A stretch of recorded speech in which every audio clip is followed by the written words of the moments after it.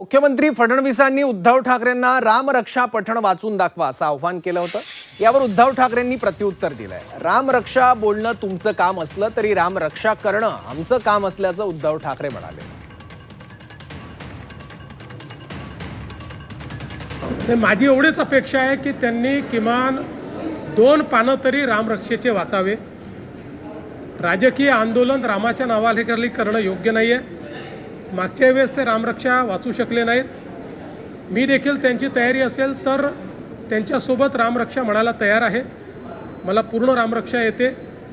समजा नसती आली तरी किमान वाचता तर यायला पाहिजे। तुम्ही रामरक्षा आंदोलन करता आणि रामरक्षाच वाचता येत नाही। आज सकाळी संजय राऊतांचा फोन आला, मला म्हणाले उद्धव टेलिप्रॉम्प्टर ठेवायचं का? म्हटलं का नाही, कारण मुख्यमंत्र्यांनी आव्हान दिले उद्धव ठाकरेंनी रामरक्षा बोलून दाखवावी। मी आज त्यांच्याच गावात येऊन सांगतोय की फडणवीसजी, रामरक्षा म्हणणं जरी तुमचं काम असलं तरी रामरक्षा करणं हे आमच्या राम भक्तांचं काम आहे।